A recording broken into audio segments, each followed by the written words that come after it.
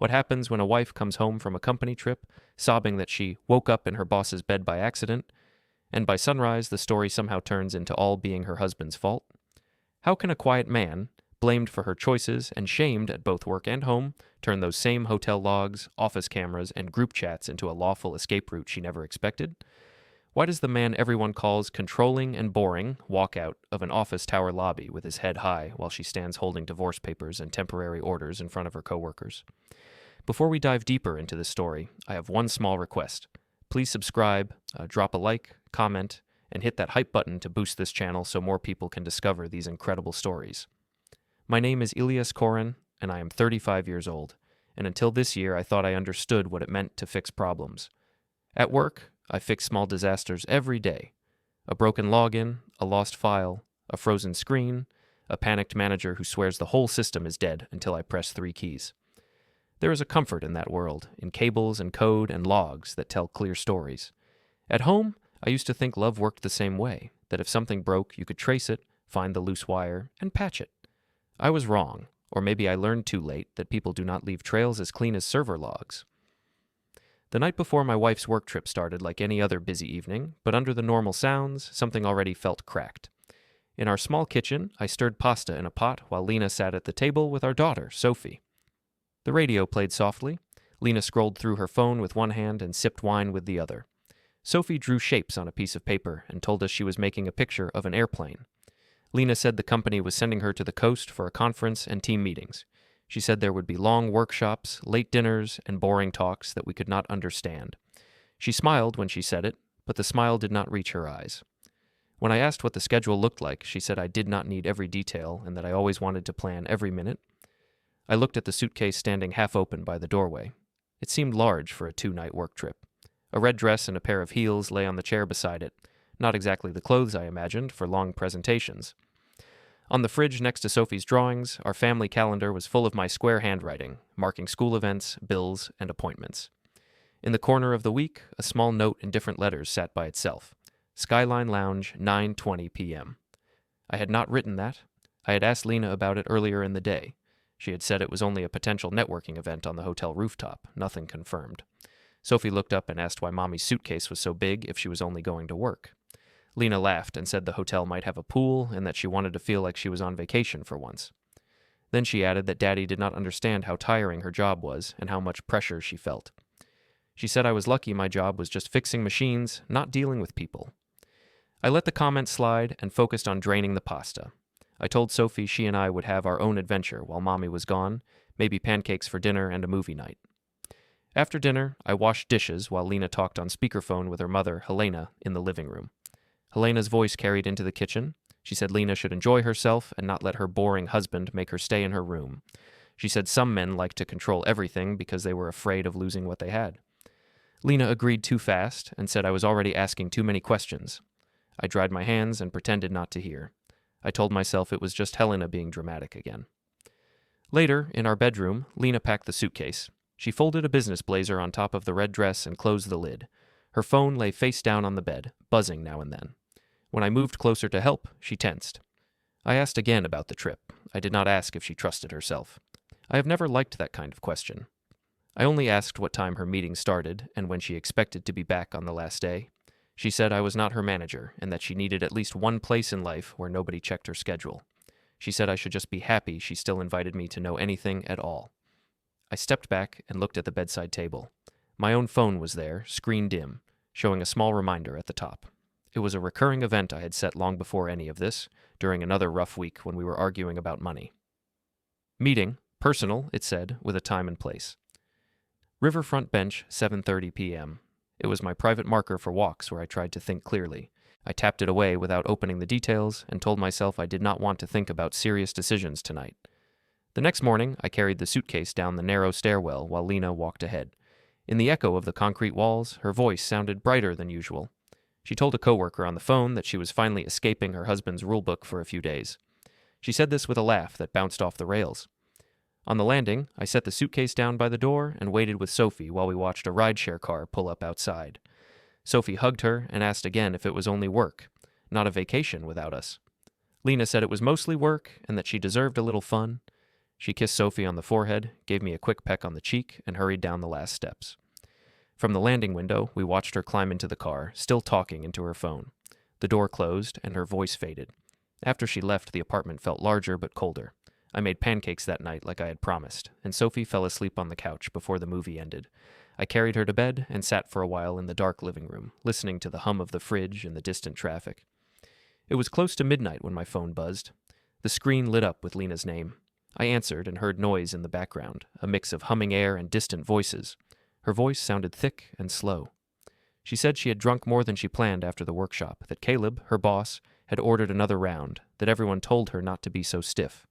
She said she remembered the elevator, the hallway, and then nothing until she woke up in the wrong room, in the wrong bed. She did not use many clear words.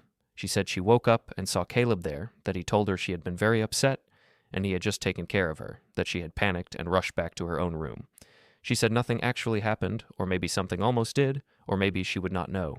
She said if I had been more affectionate and less cold, she would never have got so drunk in the first place. She said it was stress, pressure, a mistake, my distance. She asked if I was happy now, because she felt dirty and scared. I listened without interrupting, that I wanted to shout, to ask if she understood what she was saying, to tell her that waking up in her boss's bed was not a simple accident, not a spilled drink on a keyboard. Instead, I kept my voice even. I said she sounded tired and that she should drink water and sleep. I said we would talk when she came home. She asked if I was angry. I said of course I was hurt, but that shouting at her over the phone would not change anything. When the call ended, I sat at the kitchen table for a long time, staring at the quiet screen. I opened the call log and took a screenshot of the entry with the time and duration. Then I opened a note app and wrote down the main pieces while they were fresh in my mind. Hotel, boss, wrong bed, too much to drink, my fault. I placed Lena's mug on one side of the counter and my own on the opposite side, as if our cups also needed space. As I closed the note, my phone buzzed again, softer this time. The old recurring reminder appeared once more at the top of the screen. Meeting, personal, riverfront bench, 7:30 p.m., scheduled for 2 nights from now. I dismissed it with my thumb, then stopped and brought the call log back up on the screen. I looked at Lena's name, at the time, at the small record of that thick, confused call, and told myself I would keep it safe, just in case one day her story changed and everyone needed to know exactly when the first crack had appeared. The morning after that call, I woke up before my alarm and lay staring at the ceiling, trying to decide if the night was real or some bad dream. The call log on my phone confirmed it was not a dream. The line with Lena's name in the late hours sat there, quiet and honest. Sophie padded into the bedroom, hair sticking up, clutching her stuffed fox. She said she had heard my phone buzzing in the night and asked if Mommy was okay. I told her Mommy was tired from work and that everything would be talked through when she came home. I did not say more because I did not yet know what the truth was. At the office, the building felt the same as always. People tapped keyboards, printers hummed, and the open-plan floor buzzed with small jokes. I went through my usual checks, answered tickets, and tried to lose myself in tasks where problems had clear solutions. Around mid-morning, my coworker Tom rolled his chair over to my desk. He said he had seen something in a public company chat from Lena's firm. It was not a private message, just a thread where the marketing team joked about conference hangovers. He said I should probably know. He rotated his monitor slightly. On the screen, there was a conversation about the trip. Someone wrote that the marketing crew nearly broke the rooftop bar. Another said a manager had to walk a very drunk staff member back to a room because she could barely stand. A third added a laughing comment about keycards being confusing and people ending up in the wrong bed. No names were given, just initials and emojis, but the date and time matched the night Lena called. I felt my stomach turn, but my face stayed still. I asked Tom to send me a screenshot. He said he did not want to be in the middle. I told him he could crop out usernames and that I only needed the timestamps. He agreed and forwarded it. When he walked away, I opened my own email and downloaded the image. Then I opened my cloud drive. On the clean desktop tree, the folders Archive A and Archive B waited. I dragged the screenshot into Archive A and watched the upload bar move. A small pop-up in the corner told me the file had uploaded successfully. It was a tiny action, but it made me feel a little less helpless, like I had at least one piece of something solid in a story that already felt slippery. Later, my manager sent a short message asking if I had a minute. In his office, he said he did not want to intrude into my private life, but had noticed that someone on social media was talking about a cold IT husband and late-night drama. He said he did not know if it was Lena for sure, but people in the building were talking, and he worried that it might affect how clients saw us if names or places appeared. I told him I understood and that I would speak to her about keeping her work separate from her online storytelling. I promised him my performance would not suffer. He said he trusted me and asked if I had support. I told him my mother lived close by and that we were managing. At lunch, I sat with Tom in the break room. He tried to talk about a new game he was playing, about small things, about a router that kept dropping signal. I answered in short sentences and forced a small smile. Behind us, someone laughed while showing a video on their phone. I heard the words conference and boss and too much wine mixed into the noise. I wanted to get up and leave, but I stayed seated and finished my food. I did not want to give anyone a story about me storming out. On the way home, I stopped at the supermarket to pick up milk and fruit. Standing in the checkout line, I pulled out my phone to check the time. A notification slid down before I could lock the screen. It was from a group chat that Lena shared with her close friends. The preview showed a blurry photo of a hotel bar and her written comment about almost waking up as a comedy plot twist. One of her friends had replied that it takes two adults to end up in the same bed, and another wrote that her husband would never know if he kept acting like a robot. Lena had answered that I was already making a big deal out of nothing, and that if I had been warmer, she would have needed fewer drinks. My thumb moved on its own. I took a quick screenshot and then, with my other hand, took a picture of my own screen using my work phone, just in case the image vanished later. The cashier asked if I was paying by card or cash. I slipped both phones into my pocket and said card. My voice sounded calm, but inside my chest it felt like someone had dropped a stone. When I got home, Sophie ran to me and asked if I had bought the cereal with the small toys inside. I told her I had, and she smiled for the first time that day. She said Carla had called and told her that Mommy was brave for working so hard and dealing with a difficult husband. I swallowed the words rising in my throat and asked Sophie if she wanted to help me cook. She nodded and pulled a chair to the counter. We made simple food. After she went to bed, I wiped the table and opened my laptop. The room was quiet except for the hum of the fridge and the faint traffic outside. I created a new spreadsheet and left the title blank. In the first column, I wrote dates. In the second, initials, L for Lena, C for Caleb, H for Helena, S for Sophie, and so on. In the third, I typed short notes in simple language. L, called from hotel, said woke up in wrong bed with C. Group chat screen, jokes about boss bed. Slack thread, drunk staff, manager escort. I did not write feelings. I wrote only events. I knew feelings were the first things people attacked when they wanted to call you dramatic. When I finished filling a few lines, I saved the file into Archive B and waited for the confirmation. Again, the small message appeared. File uploaded successfully. I took a breath and closed the window. Later that evening, Lena came home from the trip, dragging her suitcase into the kitchen. She hugged Sophie and told her she had brought small gifts. She told me she was exhausted and that the conference had been long and serious. When we were alone, I mentioned the call. I said she had told me she woke up in Caleb's bed. She said I was twisting her words, that she had only said room, not bed, and that I always turned things into investigations. She said the alcohol had blurred her memory and that I was cruel for making her repeat it. She said if I kept pushing, I would push her away for good. I did not raise my voice. I said we could talk when she was rested.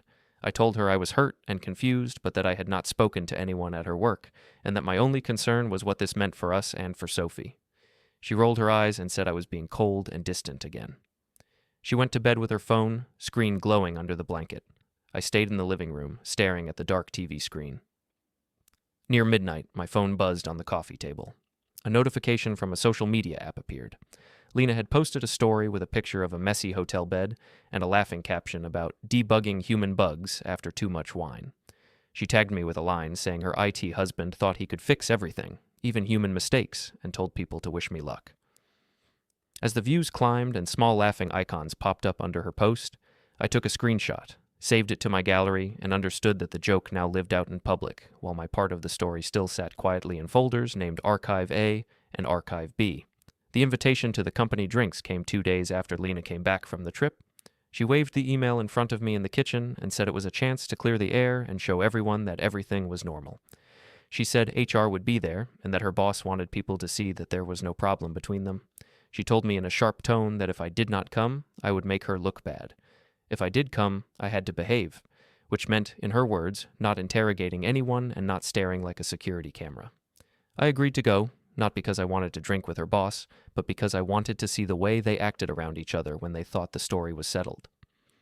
Before we left, I helped Sophie with her homework at the table. She asked why I was wearing a nicer shirt and if Mommy would be happy now. I told her we were going to a work event and that adults sometimes needed to talk in groups about things they had done. I said she would spend the evening with my mother, Maris, and that I would pick her up later. Maris arrived, took one look at my face, and did not ask many questions.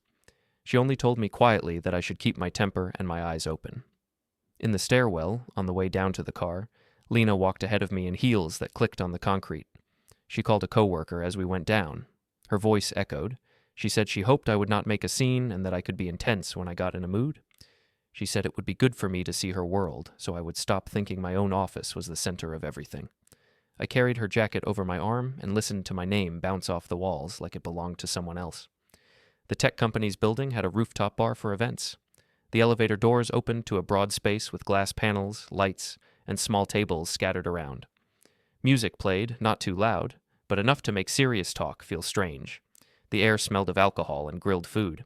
People from Lena's team were already there, holding drinks and talking in tight little circles. When they saw her, they called her name and pulled her in, some of them lifting their phones to record a short video of her entrance. Lena turned into someone else in those moments, brighter and bigger. She pointed at me and told them I had agreed to come, though she added that I would probably stand in a corner counting errors. They laughed, and a woman in a glittery top said it was good I had left my cables at home. Someone nudged me and asked if I was there to audit the bar. I smiled with my mouth, but not with my eyes. I said Elias from IT knew how to behave outside a server room. Caleb, her boss, arrived with a drink in hand and a practiced smile. He clapped me on the shoulder in a friendly way, as if we were old friends. He said he was glad I came and that misunderstandings were normal when people were stressed. He told the circle around us that conferences could be messy, but that this one had just had a funny moment. He referred to a staff member who had drunk too much and needed help getting back to a room, and he said he took care of his team like family. People laughed and shook their heads like it was a harmless story. Lena joined in with more detail. She said she had been embarrassed and that she had told me in a very vulnerable call, but that I had chosen to treat it like a crime. She said she had passed out from stress and woke up confused in the wrong place, that nothing really happened, and that I had turned it into a trial because I liked evidence more than people. She told them I had saved call logs and checked times, and she used the word controlling. She said living with me was like living with a walking camera. Several coworkers looked at me with a mixture of sympathy and amusement. I kept my jaw still and my voice low. I said only that I had been scared when she called and that I was glad she was safe. I did not mention that she had used the word bed, not room, or that she had blamed me for the choices she had made. I watched how Caleb stood close to her, how his hand brushed her elbow, how the group automatically moved so she stood between him and me like they were building a human wall. At one point, someone called for a toast. Glasses rose into the air. A coworker said they should drink to no more drama and to strong teams who trusted each other. Another added a line about big-hearted managers who kept everyone safe. People laughed and clinked glasses. Someone aimed their phone to capture Lena and Caleb side by side with me slightly behind them. In the screen reflection, I saw myself as they must see me, stiff and quiet, almost part of the furniture. I stayed away from the bar and sipped water with lime. I listened to small details instead of the loud jokes. One coworker mentioned hotel keycards not working and Caleb having to use his to open more than one door. Another mentioned that the corridor cameras had seen more trips up and down that night than any other, and they laughed again. My mind noted the words corridor and cameras and hotel log without writing them down yet. When the evening finally began to thin out, Lena came over with flushed cheeks and bright eyes. She said I had made everything weirder by hovering and not joining in. She said people now thought I could not relax, and that it would have been easier if I had stayed home, because then she could have just told them I was working. I answered that I had come because she asked, and that I had listened carefully. I said I heard how she told the story, and how Caleb told it, and that I understood more than she thought. She said I was speaking in codes again, and told me to stop acting like a detective. We left the rooftop and stepped into the elevator. As the doors stood open for a moment, a coworker across the bar lifted their phone and snapped a fast photo of the three of us near the entrance. Lena in the middle, Caleb to one side, me on the other. A second later, I heard a ping from Lena's phone. On her screen, a notification appeared from the company chat, showing a thumbnail of that picture and a caption about an awkward triangle. She swiped it away before I could read every word, but I saw enough to recognize our shapes. The elevator doors slid shut with a soft sound. As we began to move down, my own phone vibrated in my pocket. Not loudly, just a small buzz against my leg. When I glanced at it, a reminder pulsed on the lock screen for meeting, personal, set for the riverfront bench the next evening. Under it, a new app badge showed that someone had tagged me in a post from the event, most likely that same photo. I pressed the power button and turned the screen dark. In the glass panel of the elevator, our reflections stood side by side, Lena leaning on her phone, me looking straight ahead, and somewhere in a company server, that image was already saved. 2 days after the rooftop event, Helena called Lena and decided we all needed a proper family evening. That was how she phrased it, like the right decor and a big plate of food could fix everything. She chose a busy family restaurant she liked, the one with long tables and loud music, where serious conversations always felt slightly out of place. Lena told me we had to go, because not showing up would make me look guilty. She said her parents were worried about her and tired of my interrogations. I could tell the evening was already a trial. I just did not know yet which part I was supposed to play. When we arrived, the long table was already crowded. Helena sat at the head, with Marco beside her, and cousins and siblings spread out along the sides. There were balloons for her birthday, but the talk at the near end of the table was more about the trip than her age. Lena had chosen a dress that made her look like she was going to the rooftop again, not a casual dinner. When we approached, Helena stood and hugged her, saying loudly that her daughter looked like she had survived a war. She gave me a shorter hug and said she hoped I had calmed down by now. We sat with Sophie between us. Menus came and went. At first, the talk was about normal things: work, weather, school. Then Helena steered the conversation, almost on cue. She told the table that Lena had been through so much stress, not only at work, but at home. She said some husbands did not know how to support their wives and chose to punish them for small mistakes. She glanced at me for the word husband. I kept my hands folded around my glass of water. Helena asked Lena, in front of everyone, to tell her side of the conference story so that nobody would have to rely on gossip. Lena sighed, as if this was a heavy burden, and said she had been overworked, that the team had gone out for drinks, that she had got tipsy, and that she had woken up scared and confused. She said she had called me in tears to ask for comfort, and that instead of soothing her, I had turned the situation into a case file. She said she had simply ended up in her boss's room after too much wine and that nothing truly happened. She called it a little mistake. I listened, feeling the words hit the table like small stones. Some relatives nodded and shook their heads in sympathy. Helena added that I had checked call logs and asked about timestamps instead of asking if Lena was okay. She said living with me must feel like living with a patrol officer. Marco stared at his plate. Dylan looked at me with uncertain eyes, like he was trying to decide where the ground actually was. When Helena paused, I spoke, not loudly, just enough for the people nearest to hear. I said Lena had called me that night and said she had woken up in Caleb's bed. I repeated the word bed slowly. I said I had not shouted at her, that I had told her to drink water and sleep, and that I had wanted to talk when she came home. I added that I had not gone to her office, had not contacted anyone there, and had not started any fight in public. I kept my voice steady. Helena immediately said I was twisting Lena's words. She said I used details like weapons and that I cared more about exact phrases than about my wife's feelings. Lena pressed her fingers to her eyes and said I was making her look like a monster. She said everyone else understood that stress made people do strange things and that only I wanted to assign blame. A cousin at the far end lifted their phone, pretending to check a message, but I could see the camera angle pointed roughly in our direction. The music from the speakers kept playing, but at our part of the table, the mood shifted from celebration to performance. Sophie did not say much during the dinner, and she picked at her food and kept glancing between us. When the cake arrived and everyone sang for Helena, the noise temporarily washed everything else away. Sophie clapped weakly and leaned into my arm. After dessert, Helena insisted we take pictures. She positioned Lena beside her and told me to stand at the edge of the group. In some shots, I probably looked like a stranger someone invited by accident. The next day, I took Sophie to the park playground. The air was cool, and the swing chains were cold under my hands. I pushed her gently, listening to the squeak of metal. She stared straight ahead at the sky. After a while, she said Grandma had told her Mommy had made a little mistake, and that Daddy wanted to break the family over it. She asked if that was true. The words came out of a 7-year-old mouth, but they had clearly started in Helena's living room. I told her that grown-ups sometimes use simple words to make big things sound small. I said Mommy had made choices that were not safe or kind, and that I was trying to decide what to do so she would not have to listen to shouting for years. She swung in silence for a few moments. Then she said she had seen a picture on Helena's phone of Mommy dancing very close to a man from her office, the one she called her boss, and she asked why Mommy would dance like that with someone if she was married to me. There is no version of that question that does not hurt. I told her that was something Mommy would have to explain one day, and that until then, all she needed to know was that none of this was her fault.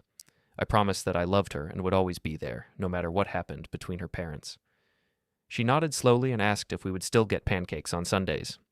I told her yes. That evening, I took her to my mother's small house for dinner.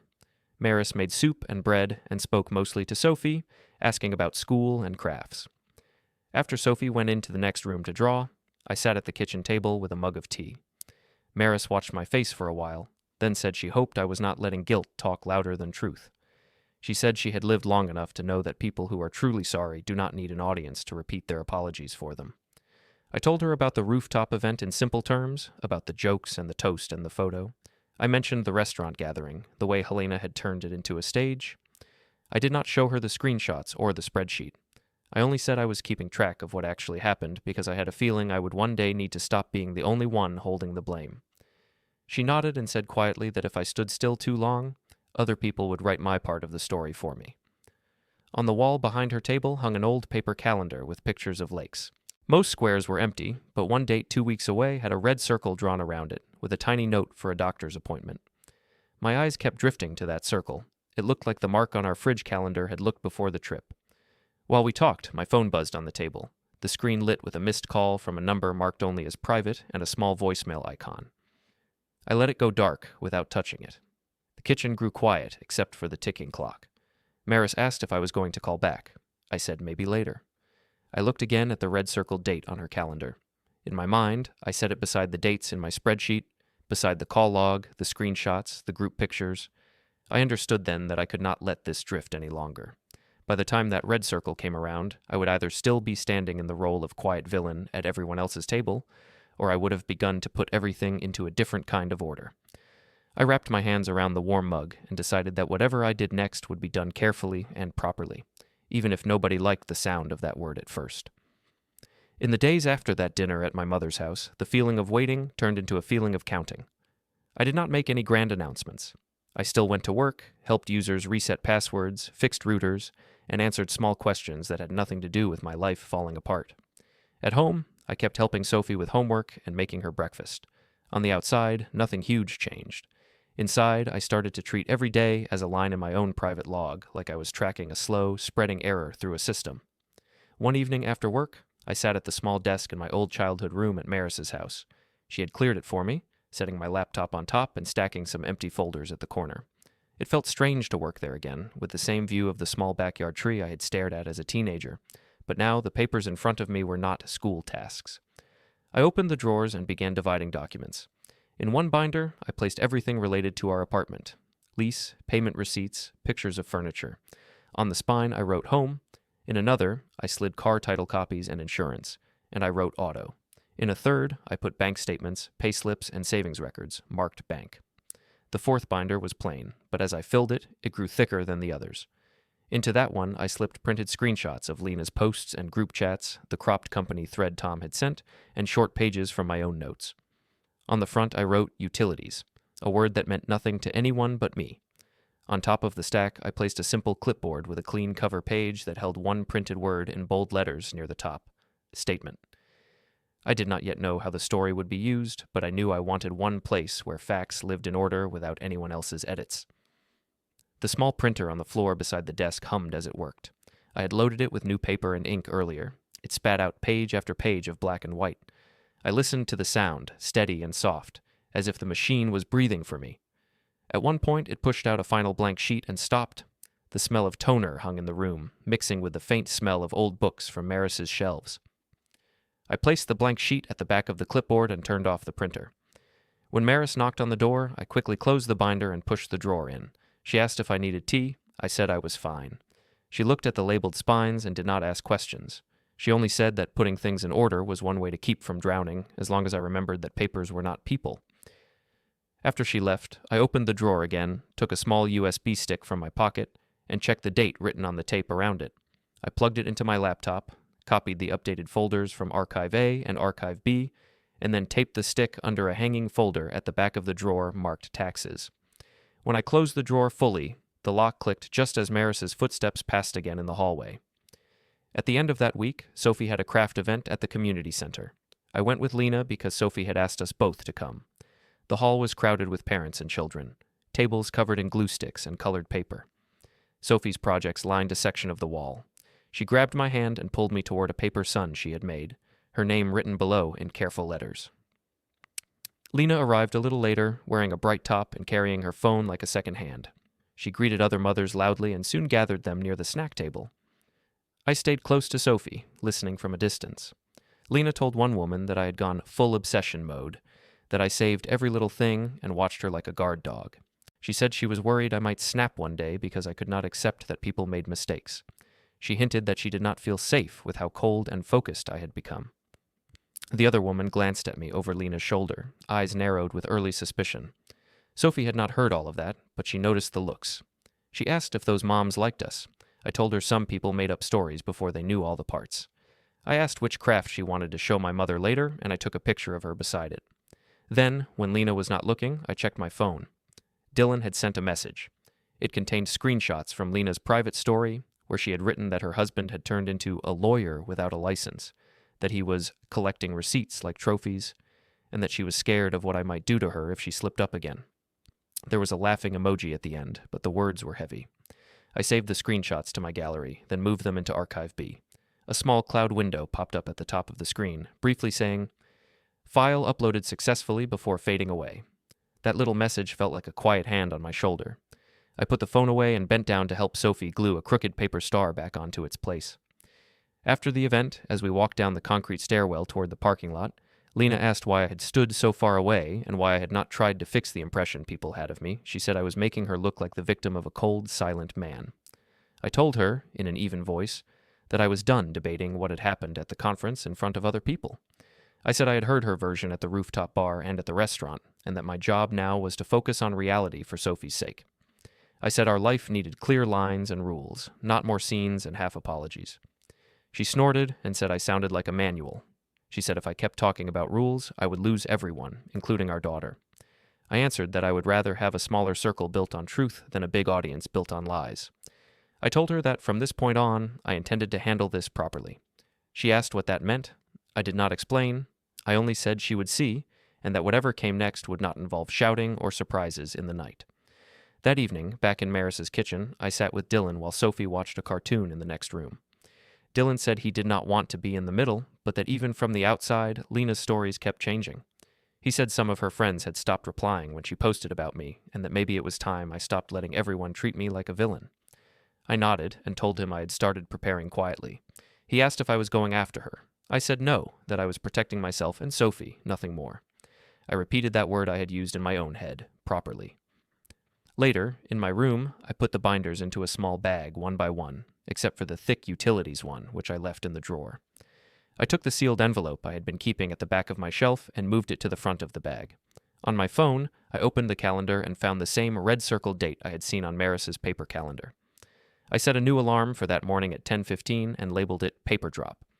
Then I scrolled to my recurring event meeting, personal, and changed the location to the office district near Lena's building without writing the company name. Before I turned off the light, I opened my contacts and found the one saved only with a small-scale emoji instead of a name. The message thread under it was titled Follow-Up. A new message arrived while I watched, a short line saying that certain steps had been explained and that the next part was up to me. The phone buzzed once on the desk, loud enough to make the mug beside it tremble. I locked the screen and sat on the edge of the bed. Through the thin wall, I heard Sophie turn in her sleep and Maris moving quietly in the hallway. I said out loud, mostly to myself, that tomorrow I would go to Lena's office building, and that from then on I would let the process, not my pain, decide what happened. The lobby of Lena's office tower smelled like coffee and cleaning fluid, all glass, chrome, and moving bodies. Security gates beeped softly as people scanned badges and hurried past the reception desk. I stood near a pillar with my bag at my feet, watching the elevator bank. Inside the bag, the smaller folder felt heavier than any server I had ever lifted. Earlier that morning, in a plain room with white walls and a quiet clock, I had signed my name on several neat lines and slid the folder across a desk. There had been no drama, only dates, facts, and a calm explanation of what would happen next. Now, it was all about timing. My phone still showed the alarm from an hour before, the one labeled Paper Drop, already dismissed. Under it, the recurring event, Meeting. Personal blinked faintly for this address instead of the riverfront bench. On the bench outside, a man in a dark jacket pretended to scroll his phone. He had introduced himself earlier in a low voice and checked the spelling of Lena's full name. Then he had stepped away, waiting for my signal. The elevator doors opened and released a cluster of people in business clothes. Caleb was among them, walking beside Lena, talking and gesturing as if telling a joke. She carried a takeaway coffee and her badge on a lanyard, eyes already scanning the lobby for familiar faces. When she saw me, her mouth tightened. She asked loudly why I was there, if I was really so obsessed that I needed to stalk her workplace now. A receptionist looked up. A few coworkers slowed their steps. I said, in the same voice I used when explaining a simple fix to a nervous user, that I was not here to stalk anyone. I said I was here so that what had been broken could be put into clear, written terms, for everyone's sake, especially Sophie's. Then I nodded once toward the bench. The man in the dark jacket folded his phone and walked over. He addressed Lena by her full name and asked her to confirm it.